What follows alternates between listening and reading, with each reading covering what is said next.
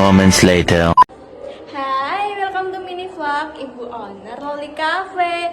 Oh my god.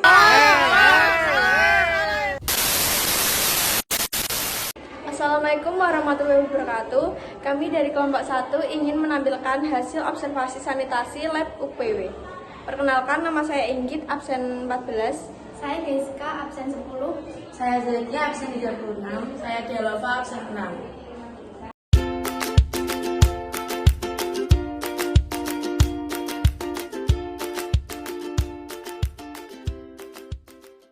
SMK Negeri 2 Semarang, atau dahulu namanya Semaya 1. Sekolah ini berdiri pada tanggal 26 Juni 1951 yang bertempat di Jalan Patimura yang sekarang ditempati oleh SMP Negeri 6 Semarang. Sekolah ini terakreditasi A dan mendapatkan predikat sekolah favorit. Sekolah ini juga mendapat predikat sekolah adiwiyata atau sekolah berwawasan lingkungan. Dan pada saat ini, SMK Negeri 2 Semarang telah berpredikat sekolah adiwiyata mandiri. SMK Negeri 2 sendiri juga memiliki 5 kejuaraan atau 5 program keahlian. Yang pertama ada akuntansi, keuangan, dan lembaga atau AKL. Yang kedua ada bisnis pemasaran atau PM. Yang ketiga ada manajemen perkantoran dan layanan bisnis atau MPLB. Yang keempat ada usaha dan pariwisata atau PLP. Dan yang kelima pengembangan perangkat lunak dan gym atau yang disebut PLG. Nah, SMK Negeri 2 Semarang juga memfasilitasi setiap jurusan dengan adanya lab di setiap jurusan. Adapun lab PSA yang bisa digunakan untuk semua jurusan. SMK Negeri 2 Semarang juga sudah banyak berkolaborasi dan menjalin kerjasama dengan berbagai pihak industri. Observasi sanitasi di lab ULP. Nah, sebelum kita masuk untuk observasi di lab ULP, kalian pada belum tahu kan apa itu sanitasi. Jadi, sanitasi adalah suatu bentuk usaha manusia untuk menjamin agar kondisi lingkungan lebih sehat. Contohnya, menyediakan air bersih untuk keperluan cuci tangan, menyediakan tempat sampah untuk memadai sampah agar tidak dibuang sembarangan. Nah, yang pertama ada pencahayaan di lab ULP. Di lab ULP memiliki 14 lampu yang menyala, di mana letaknya 7 di plafon kanan dan 7 di plafon kiri. Menurut saya, pencahayaan di lab ULP cukup terang, tetapi alangkah baiknya di plafon tengah diberi lampu walaupun cuma satu saja. Di lab ULP ini juga memiliki AC yang berjumlah 4 di bagian kiri, dan di bawah AC terdapat ventilasi.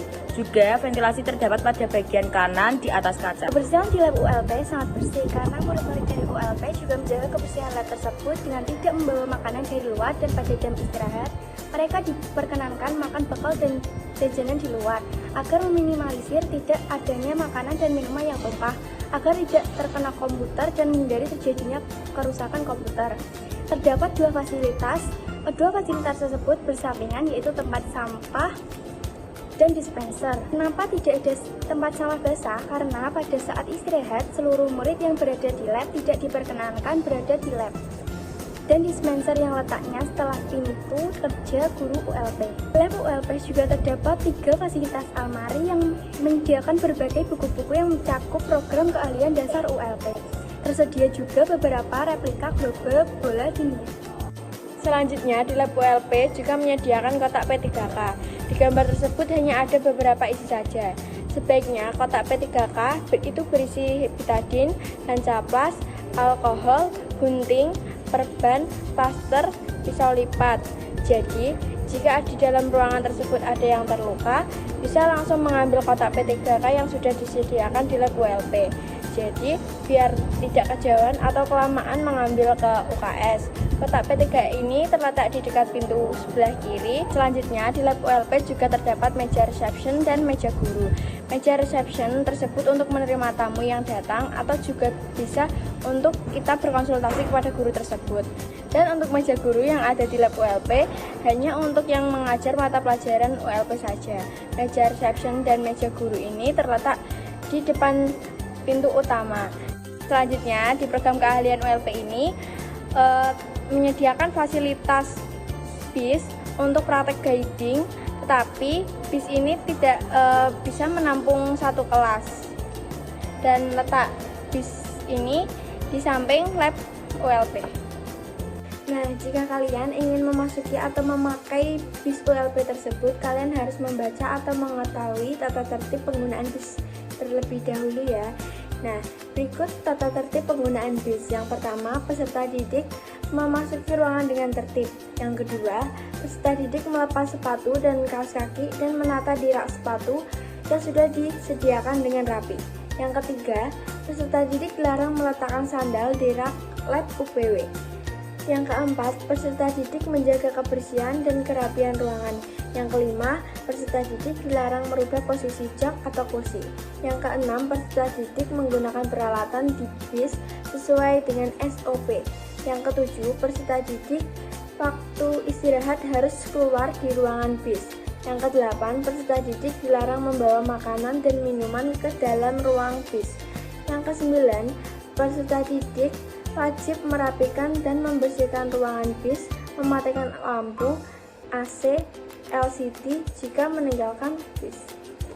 Nah, itu tadi tata tertib penggunaan bis. Jadi, jika kalian ingin memakai, kalian harus menaati tata tertib tersebut ya. SOP yang ada di lab ULP. Yang pertama, melepas sepatu dan letakkan di rak sepatu di depan lab dengan rapi. 2. Mencuci tangan dengan air dan sabun atau menggunakan hand sanitizer sebelum masuk lab. 3. Menggunakan masker atau face shield. 4. Menggunakan lab harus sepengetahuan dan didampingi penanggung jawab lab atau guru mapel. 5.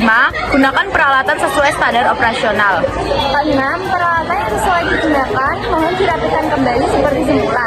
7. Matikan peralatan lab setelah digunakan. 8. Setelah menggunakan ruang lab diwajibkan mengisi jadwal pemakaian alat. 9. Peserta didik yang melanggar tata tertib diberikan sanksi. 10. Peserta didik menjaga kebersihan dan kerapian lab. 11. Melaksanakan kegiatan di ruang lab dengan tertib, tenang, sopan dan bertanggung jawab. 12. Buanglah sampah pada tempatnya. 13. Dilarang yaitu yang pertama yaitu mengubah kondisi, meminjam, mengambil peralatan lab tanpa seizin penanggung jawab lab. Kedua, makan dan minum di dalam ruang lab. Ketiga, mencoret-coret apapun di dalam lab. Keempat, berbicara sendiri pada waktu praktek di ruang lab.